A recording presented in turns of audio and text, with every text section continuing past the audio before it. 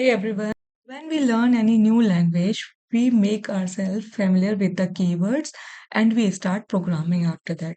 So, this is the video useful for beginners who is learning Java but can also be referred by experienced who want to revise some concepts in Java. So I will go through some example code as well and the one spot the work challenge to understand it clearly. So first is final keyword. Final keyword is used with variable, method and class. When it is used with variable, that variable become constant. And when it is used with method, that method can't be overridden. And when it is used with class, then no other class can inherit. And now, finally, keyword. Finally, keyword is used with try catch. It is used to clean up, like closing a file or database connection. Volatile. It is used in multi-threading environment. It ensures all threads see the most up-to-date value. Static. It belongs to class itself, not the individuals. If we mark it any variable as static, there is only one copy shared by every object of that class. Now instance of. This is a comparison tool. It asks, is this object an instance of this specific class? It returns true or false. For example, if my animal instance of dog or input instance of string. Now, now throw at throws. These are used during exception handling. Throws means I'm throwing this error at you, and throws means heads up. This method might cause an error, so be ready to catch it. Transient. Is used during serialization. If a variable is transient, Java will skip it and will not save its value. It's great for sensitive data like passwords that you don't want to store on hard drive. Synchronized. Synchronized is a lock for the thread. It ensures only one thread can enter a method at a time to prevent any data mashups. Now, assert. Assert is for reality check.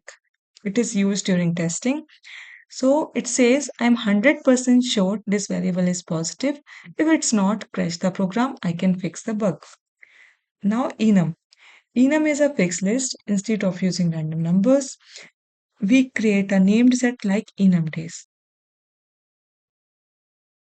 Here I have used a static variable instance count, and this instance count is increased in this constructor.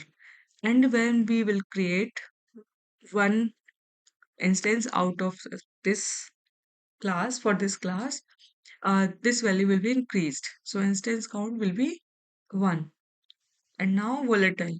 So volatile ensures all threads see the most updated value immediately. So its use is basically in the multi-threading environment. Third is final. Final makes any constant as a final makes any variable as a constant. So this app underscore name value will not be changed. Now instance of checks if the object is a specific type. Here, input is an object type and string is the type.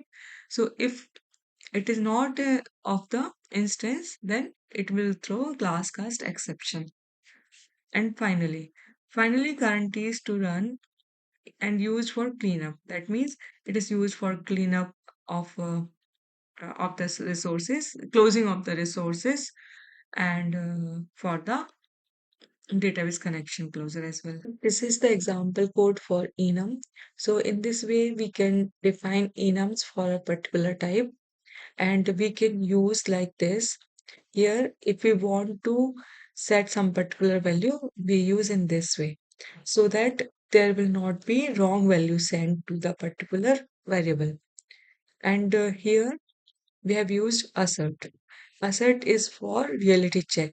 So we have to enable this assert value anytime when we want to use it. We have to enable in IDE and throw. Throw is used to manually trigger any exception. Now let's go through the spot the bug challenge. Here in this line we see static and transient are used together.